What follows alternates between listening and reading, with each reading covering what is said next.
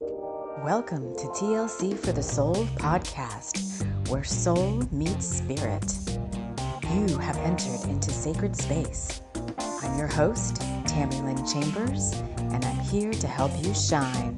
Now let's get going on this podcast journey.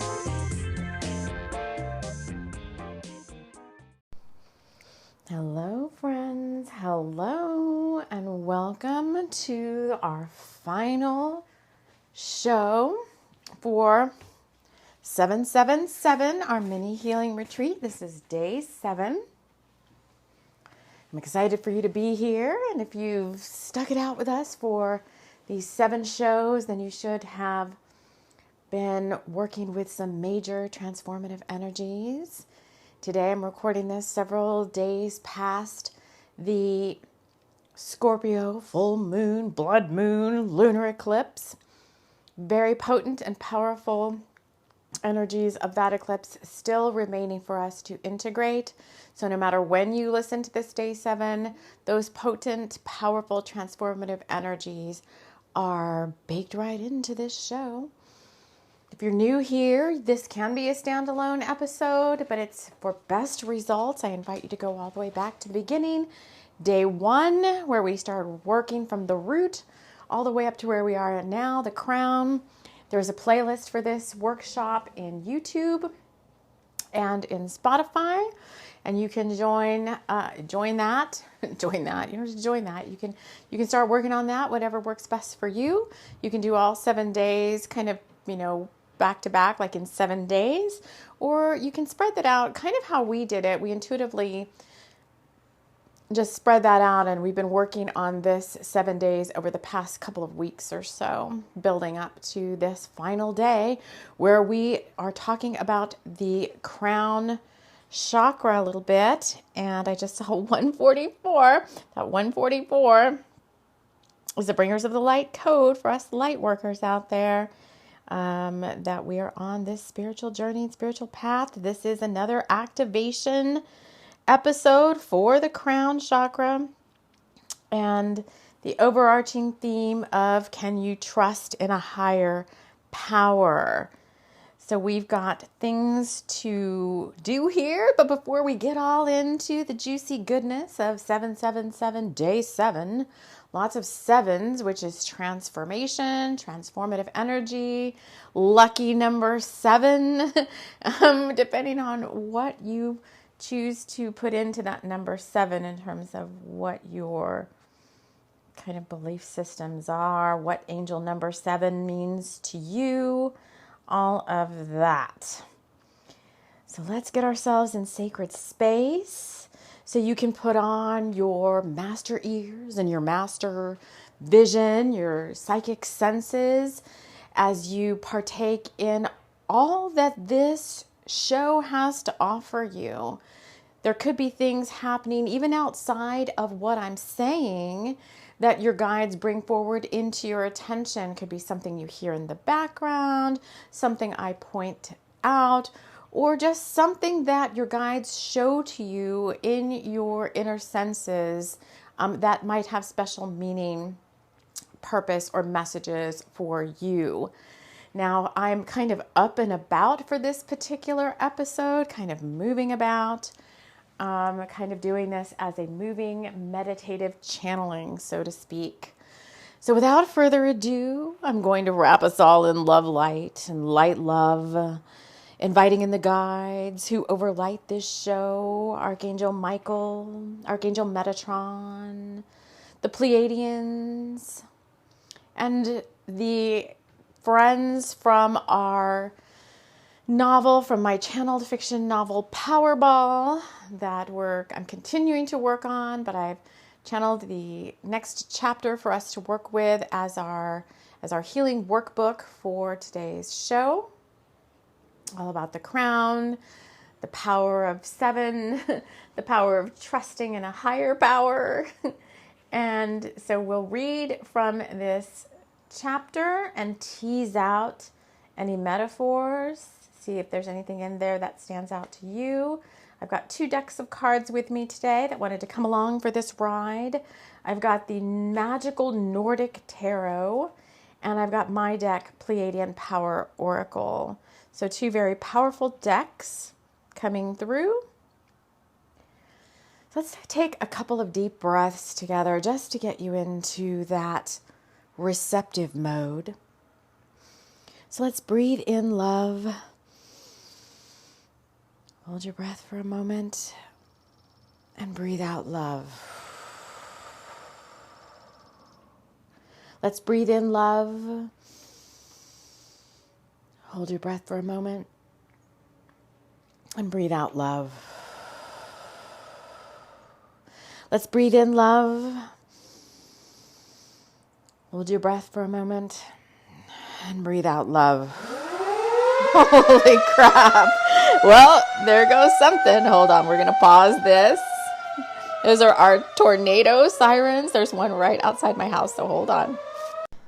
Okay, well, now that your energy is sufficiently cleared, so I have a tornado siren pole right outside my house.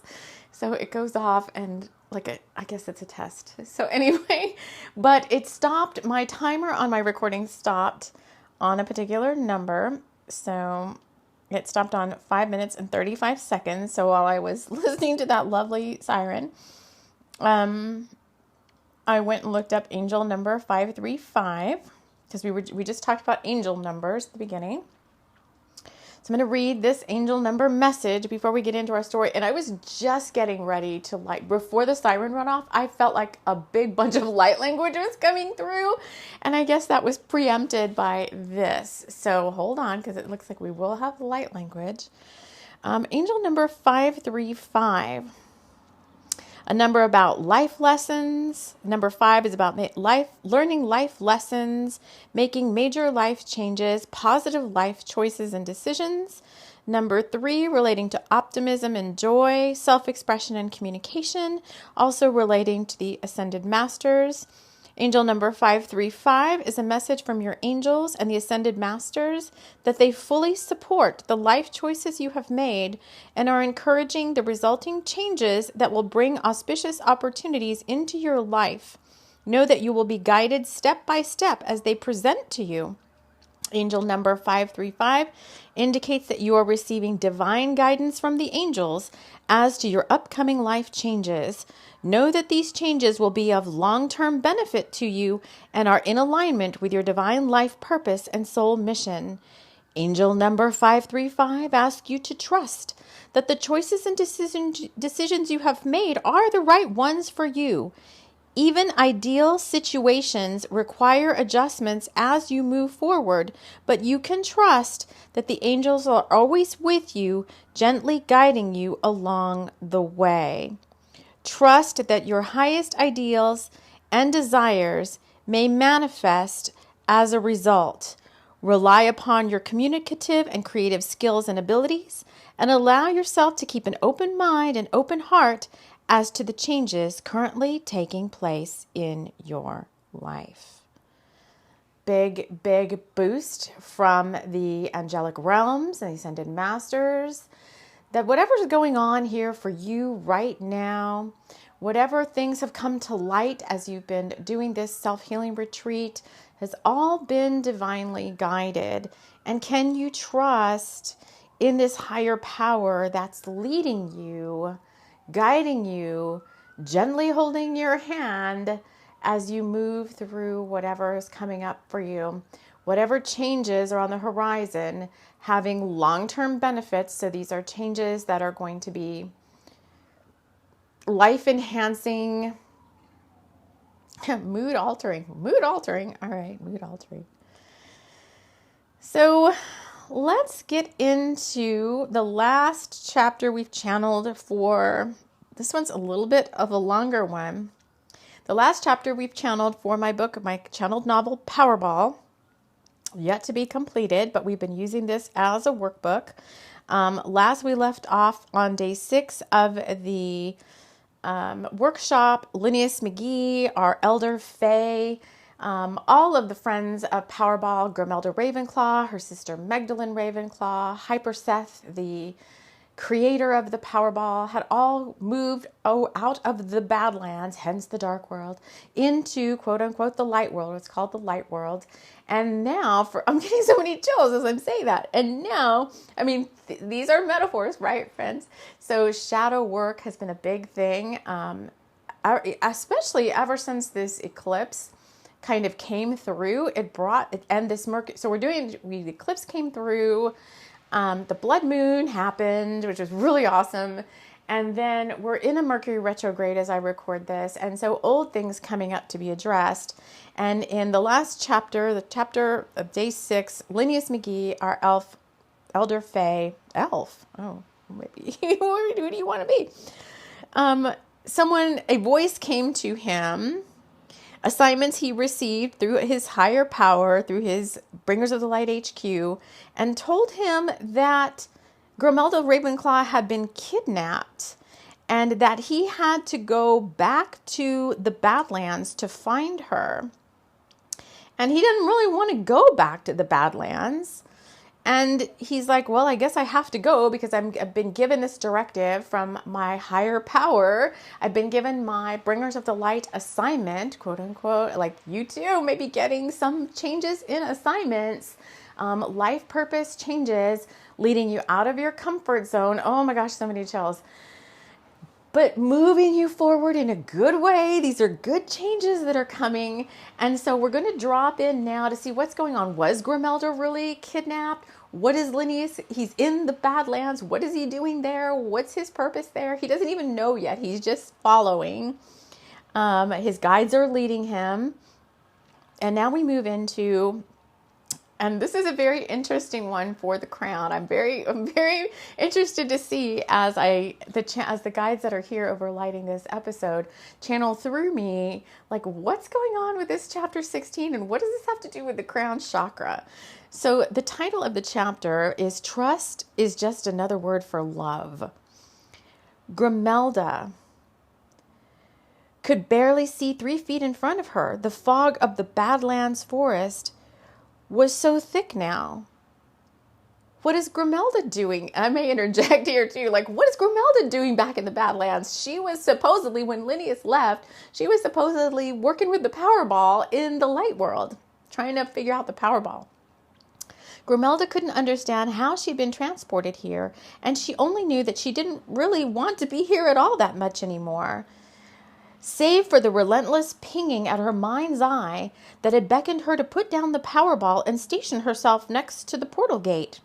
She figured she didn't have anything left to lose, so she put the Powerball on its gilded stand and went over to the place where she recalled Linnaeus had told her to stay away from. She didn't like being told not to do anything, and so she sat with her back to what she thought must be the portal door and focused her mind's eye on what seemed to be some sort of signal aimed at her. She was tired of waiting around for the Powerball to show her its mysteries, and she was more than ever ready for a new adventure. She could hear the sound of something being turned and of someone who seemed to be chanting some sort of incantation. She slipped deeper into her channeling, and she could actually see someone.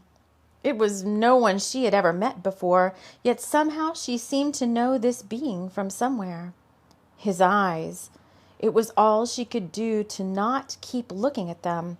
Something about his eyes.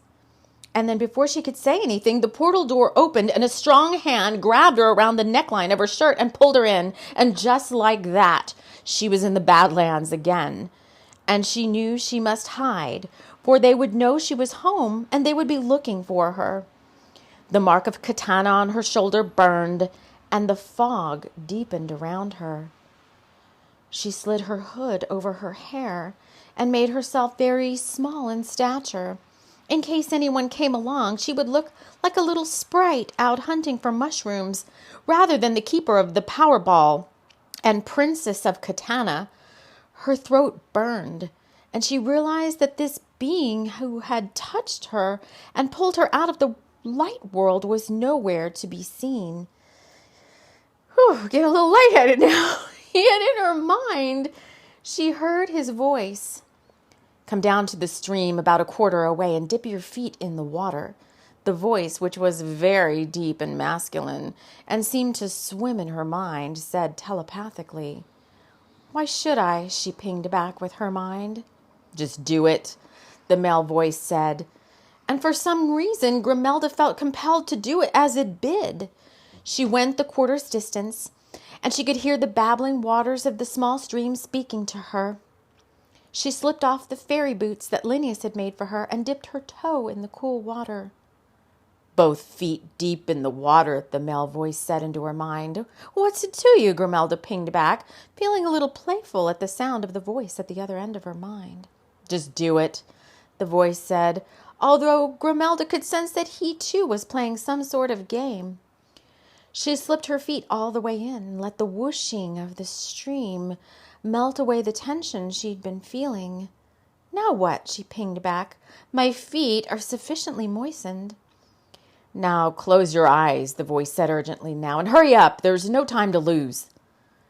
"But why can't I see you?" Grimalda said, feelings deep within her stirring now.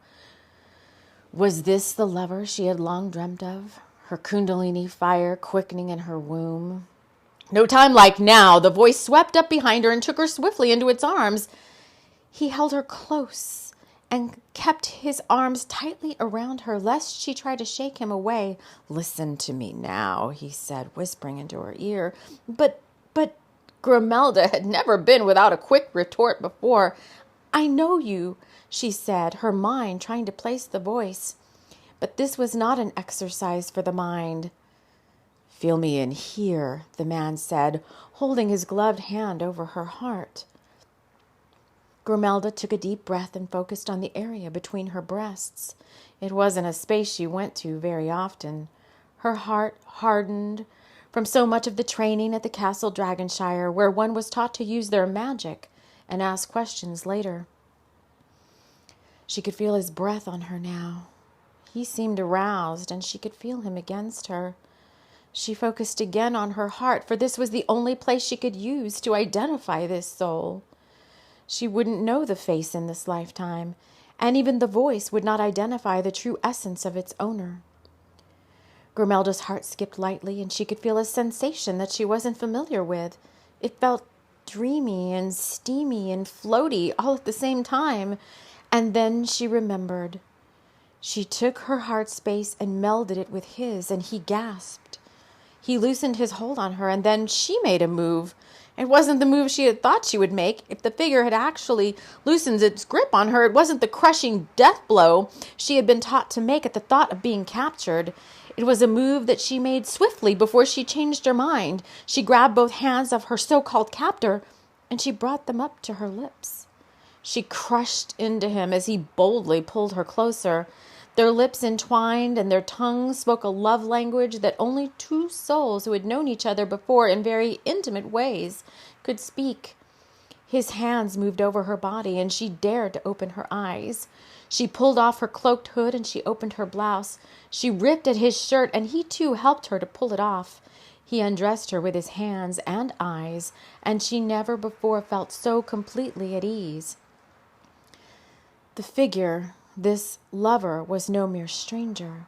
The lover that only she could know many lifetimes before was here now in her arms. And as they used whatever passion that was between them to consummate their reunion, something else more sinister looked on. For this figure, who we'll now call Daniel, was both a lover and a spy. He had two reasons for being here. One was to save the love of a lifetime, and the other to kill her. Holy smokes, what? What does this have to do with the crown chakra and trusting in a higher power? My gosh. I mean, that was so sacral chakra based. Actually, that was very heart based. That was very kundalini fire. Because when I wrote it, I was like, whoa, where's this going? How does this play into day 7, the crown chakra? I need to know. And so the guides in this are saying now it's time for the light language. It's time to open your heart, open your crown, and for you to know So we're going to do this light language. We're going to pull some cards to further like identify what this might mean for you. So if you'll take a deep breath and exhale. Whew, I got to get more grounded. I got to get my feet on the ground for this light language. Okay.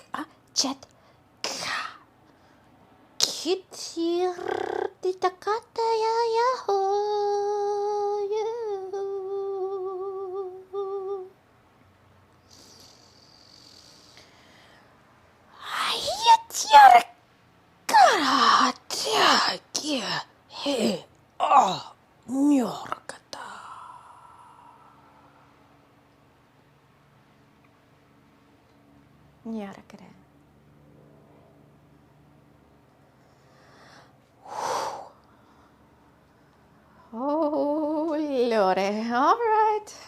Don't know what's going on there. I don't have a lot of stuff. My hands are just going to Pleiadian power while you like come back from that. I felt that all the way up and down the spine. All right, I'm just dragging out some cards. What? He's like throwing down some cards. Is it these right here? Okay. So I pulled some cards. I've got 3 cards from Pleiadian Power, 2 from the Nordic Tarot. I'm going to flip over. Okay, Pleiadian Power. The 3 cards that came out were angels are trying to reach you, no doubt. There's a big heart on the card. It's like a broadcast coming out, and there's like a radio with musical notes. So obviously this is your guides trying to reach you in many different forms. And who are your guides exactly? Are they your are they angels? Are they fairies? Are they okay, do I say it? Of course you do. So I had received a healing. I think I talked about it a while back, and it was just some Reiki healing and just kind of like a tune-up, right? But I didn't realize that she was going to also be pulling cards and doing like a little mini reading, and she said, so this is Sarah Louise Tilsling. She said to me, your guides and this, that, and the other. And she's like, and there's this other guide that's kind of off, like waiting in the wings kind of feeling. And I was like, oh, really?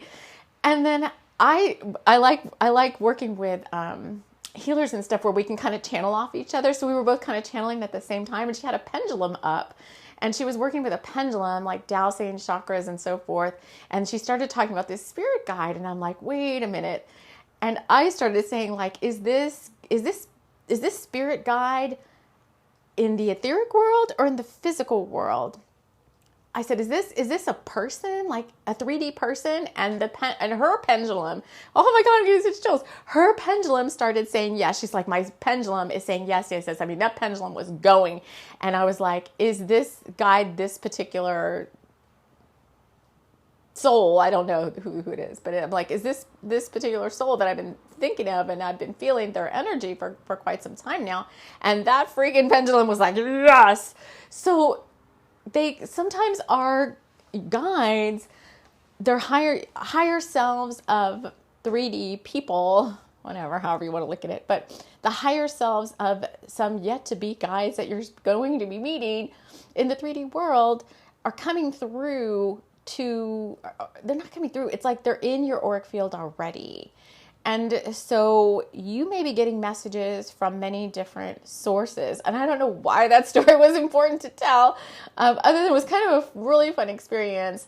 And and I think it is to say that when there are soul contracts that are getting ready to get started, when there's things up ahead that are about to enter into your reality, your vortex, so to speak, is kind of ripe with the power of those things, and they start showing up energetically within and around you.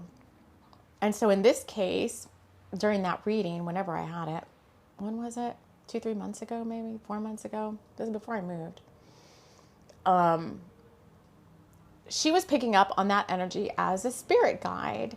And I mean, I was like, who is this spirit guide? It was a very respectful spirit guide. Like the energy was very like, I'm just kind of off here waiting to enter center stage. We're not coming in yet, but I'm over here. And so those energies start showing up energetically, which means when you get to that point, so that's another reason why I think it's fun to have a session with somebody like, Sarah or myself or whoever you resonate with. It's somewhat is confirmation for you in a sense, like even though I knew this soul's energy was around me, sometimes you're like, oh, come on, is that just like too good to be true kind of thing? I don't know how to say it, but it's like, again, this goes back to, can you trust in a higher power? So I just have to trust, like, yeah. But then when I met with her and she had that come through, like we were not asking any questions about anybody around in my auric field or anything like that. Had nothing. The session had nothing to do with that. And our angels, my guides, were trying to reach me through her to give me a nice little confirmation to say, yes, all these things you've been feeling and sensing and basically manifesting, your wishes are about to come true because this energy is now very close to you in your vortex, and that whatever it is getting ready to manifest in the 3D world. So pay attention. And if you're not certain, and let me tell you, I think I mentioned this in an episode 2 before, where it was like, well, yeah, I've got like 200 confirmations that I'm manifesting this thing. But it was still, but I don't go to get readings all the time. I just don't. I mean, I watch certain readers on YouTube, but I don't go see readers. I try to rely on my own abilities and psychic senses and my own inner guidance. So it was just fun to have that come through. So that's a big message there. Oh, my Kundalini's still fired up. Okay. The next card from Pleiadian Power is Green Healing. Take a deep breath. Ooh, maybe after all that, maybe that's got you a little excited about what's to come. Especially if you've gotten confirmation recently that things are happening. So take a deep breath. Now just go outside and enjoy the natural world. This is picture. This I can't even talk straight. This light language. This picture on this card is like a river with some trees, and there is a crane flying overhead, which cranes do, in myths and all that. Cranes do deliver. The stork brings the baby. It brings your manifestation in. This crane's flying in. So it's a symbol to me here that your manifestations are being worked on behind the scenes. And can you just trust in a higher power that's orchestrating all of this for you? And can you then let yourself relax and just go enjoy your day? Enjoy your day and know that these things are coming. And let me tell you, the patience is the biggest thing. So if your soul came here in this lifetime to learn patience, your guides are going to stretch that out for you and make you wait and really learn that lesson of trust and faith. It's very, very important to not give up too, right before your stuff is getting ready to show itself to you. Don't give up. Like, you got to live your life anyway. Keep your dreams and hopes alive.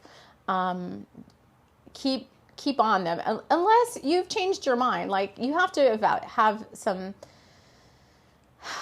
have little self-talks with yourself every now and then and be like, okay, do I still really want this thing? And honestly, if you've gone through all these different gates, every gate and every moon, lunation, especially the new moons that come up and the full moon, well, those are all the lunations, new moons and full moons that come up. Things that you really want that you've been made to wait for a long period of time, you get an opportunity at every one of those gates, every one of those portals to reassess that choice. So every time, so this eclipse just happened over the weekend here, and something came up again where I was kind of like, okay, it's kind of like your guide's asking you like, okay, do you still want to move forward with this manifestation? And you just have to affirm like, yep, this is still what I want. And then you move through the gate of that eclipse or that portal or that 7/7 event or that Lion's Gate or whatever. You get through all of that and you just keep going. And you just have to hope and pray and continue to affirm that that's what you want. The last card from Pleiadian Power is, when you can open your heart, then you have truly won. A Pleiadian Power message. And I think that's, if I go back to the chapter we just channeled with Grimalda and Daniel, although he has me wondering what his intentions are here.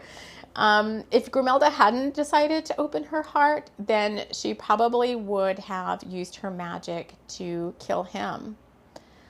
Because that was her teaching. Her heart had been taught to be hardened and have very strong boundaries around it by the Coven of Dragonshire.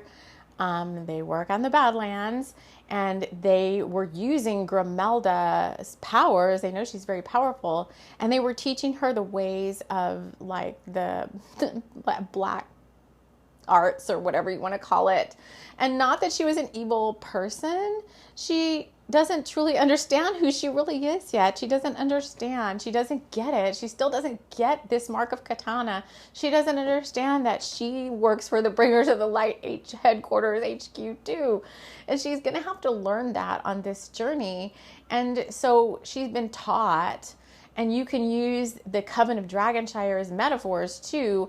All those coven members could be shadow parts of yourself coming through and teaching you, in a sense, like, oh, this bad thing happened to me. Well, better close my heart off to this. And oh, this person really screwed me over. Well, I'm not going to open my heart up to that experience anymore. And you can use this whole thing as a metaphor of keeping your heart open, or healing your heart and deciding to open it back up again. And I did find here in this chapter, it was very easy for her to do that. So, it makes me wonder, because it's like the kundalini fired first, and then she opened her heart and the heart map was created. But she didn't open her heart at the sight of him because she couldn't really see him yet. She opened her heart at the feel of him and the innate knowing that she knew this soul from somewhere before, and that this soul was safe. This soul was a safe place. Well, so far, right? So you can come in and kill her. We don't know what's going on there. We may have to bring this workbook back and work on it somewhere else too. But so far in this chapter, he's a safe space to land. I think he's got a little bit of some coven working through him too, maybe, where he's not doing, he's got some shadow aspects going on too. I'm gonna have to play with that. But then they truly won, because they did come together. She opened her heart to him, and she was able to draw him in and pull him in and establish that heart map between them, that heart connection between them. Okay, let's move on to the tarot. Oh, I love it. All right, the first card we got from the Nordic Tarot, oh, these cards are so beautiful, is the Sun. And these cards have keywords, and the keyword at the bottom is happiness. And this particular sun card is very different. It's got a beautiful sun, but it's got two people, a man and a woman, and it almost looks like they're making a little sand castle or making a castle, and they're looking up at the sun. So one's on one side of the castle, the other's on and there's two squirrels, one on each side. It's very balanced. To me, this particular sun card is a true like twin flame, soul flame, divine counterpart. Well, we call it soul flame. Card of union to me. That's just all I have to say about that. But it's happiness. And the two people in this card are very happy together. Can you trust in a higher power? In this case, this sun card just radiating out these beacons of upgrades and information coming from the higher realms to you through the sun's rays. Hence another reason to get outside, because even if what you want hasn't fully manifested yet, whatever that happiness looks like for you, you're still receiving. You're still a soul on a spiritual mission, receiving downloads. Hello, my dog. And information. So getting outside, capturing those sun's rays, and recharging your own inner crystal temple is very important. And then the last card we got, also in the reverse, is the Four of Cups. And on this card, it's awareness. And these minor arcana are not they're a little boring in a sense to me.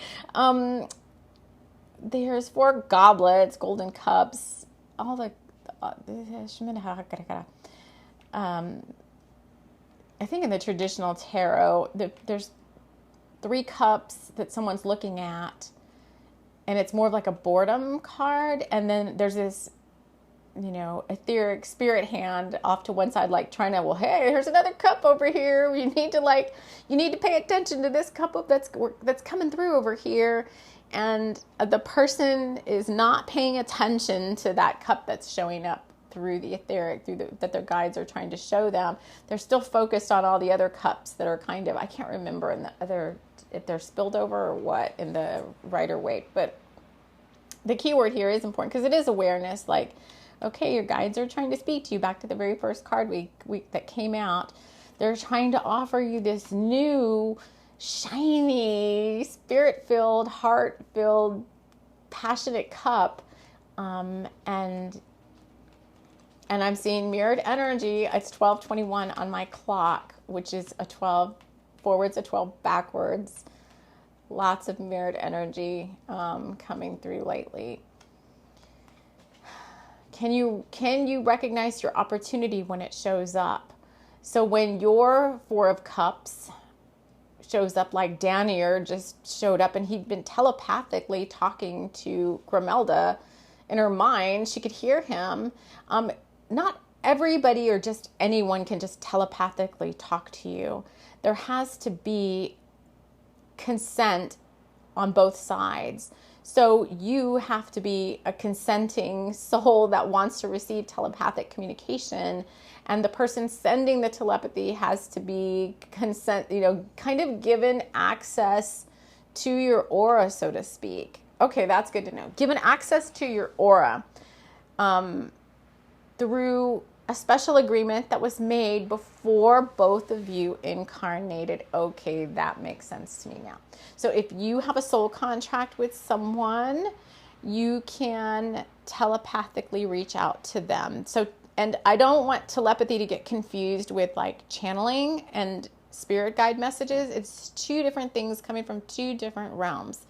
So channeling someone's higher self comes from a higher dimensional field of energy.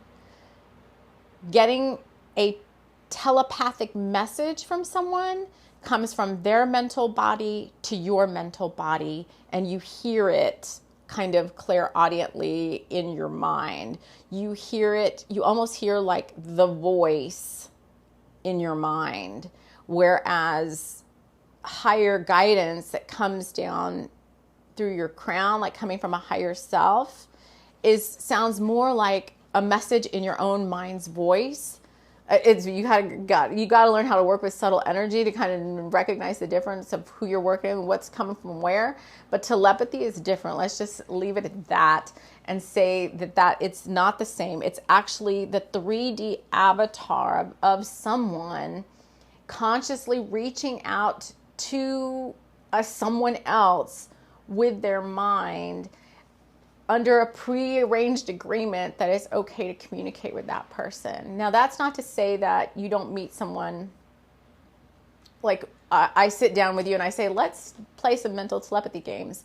And we are both in each other's field, in each other's 3D presence, and we agree to do that. That's also possible. But what I'm talking about here in this case is these two people haven't met each other yet, but they do have a predestined agreement to communicate with each other, especially as their manifestation of each other in the 3D gets closer and closer. And so it's okay then that agreement has been given and that telepathy is allowed to come through unless you don't want it to, because you've got free will choice. You can change your mind at any time and you could just say like, nope. Or you could do like, I don't know what show we talked about where it was like, well, you don't just have to, the shop's not just open 24/7. So you could get telepathy, a telepathic message from someone and just treat it as if, a spirit guide was kind of contacting you too. And you could be like, not open right now, or I can't talk right now. Like just as if they were in your physical reality. And just being very respectful of the other person's boundaries and all that, just as if you were talking to them on the phone or through social media. That's how I treat mental telepathy. It's still being respectful that, hey, there's another avatar on the other end of this line. They're in their daily life too, and I'm just not going to be constantly mentally pinging them and all of that. Why are we going off on this long tangent about mental telepathy? I don't know. Some of you watching are very highly telepathic, and that is your spiritual gift. That is your superpower. 41 minutes. So awareness, it sounds like a lot of different things with this Four of Cups. Like the universe is saying, be aware of these cups being offered to you. If your heart's open, then you're going to understand that this is a true, honest heart connection. Of course, you don't just blindly trust, like use your discernment. If it feels good in your heart, it feels good in your body, it feels good in your space, then it's meant for you. If it has to do with this telepathy that just came up, again, use your awareness. Someone may be trying to reach out to you, especially for telepathy, for two people that are not physically connected yet in the 3D, like these two people haven't met or whatever. It's a little bit harder to hear it. Like you kind of have to like sit quietly and kind of empty your mind. And almost like the best way that it works for me is kind of when I'm not really focused on anything. So if I just sit here and I stare out the window and I let my mind go and I'm not thinking about anything. Sometimes like if I'm taking a shower or whatever and I'm just kind of like, zoning out with the water going, then I'll get those messages come through, and they're very quick. But it's very powerful and really kind of fun. So you can play with that as well. So is there anything else about trusting in a higher power that we need to talk about for day 7 of 777? I'm asking the guides. They're saying look at the bottom of the deck. And I'll just see what's over here. It's the King of Swords with structure. And he's got his eyes closed and he's holding up a huge giant sword that they're saying that to me almost looks like a lightning rod. This is just what I was talking about. This is just confirmation of what I was saying. He's holding up, he's got his eyes closed. He's got a huge crown on his head. So a huge crown chakra. All this stuff's going on around him. In these cards, I think the background, they've got a lot of sparkles and stuff. I think it's meant to be like the Northern Lights and spirit guides and so forth. And the sword he's holding up is immense. And there's like downloads coming in. Almost like that sword is like a lightning rod, like calling in what needs to come in. And he looks very trusting as he receives these higher messages and higher powers and stuff through his crown chakra. And I think this goes back to the card says structure as the key word. And I think this is all about practice and learning, like I said, learning to work with your own energy, understanding too at a higher level how the energy world works, understanding how manifesting works. That's all coming up here. Understanding how to work with different dimensional realms. We could go on and on. These could be shows where I could just diatribe on these topics forever. And kind of being structured in your approach of reaching out to people. And because lightning rods are attractors, right? Isn't that what a lightning rod does? Doesn't it attract energy? Okay, I'm just going to leave it at that. All right, friends. Our guides are saying that we are complete. This has been a very fun, I think effective, heart-opening, and full of activations and downloads, 7 days of this workshop. I hope you enjoyed this. As always, we look forward to working with you. And if you are interested in any of the services that we have to offer, then those are all listed in my show notes. You can reach out to me via email if you don't see a service you're interested in. I did say I wanted to put 777 up as a personal service, and I'm still inclined to do that, although I have not put that up on my website. So if you're interested in a personal, it'll be a 7-week journey where we do something very similar to what we've done here, but we do it specifically for you. I have not posted that yet, but you can reach out to me via email and I can share with you all the juicy details of what that would entail. Okay, my friends, I want to thank you so much for joining me on this special quest up the chakra system. And we will see you all again soon on the next episode of the show. Take care.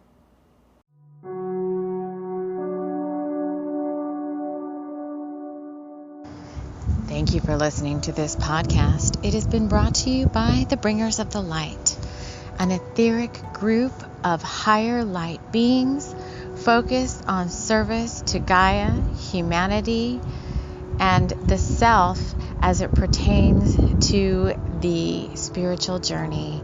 So they are here to support you on your path to love and to working with others. Thank you so much for joining us. Take care.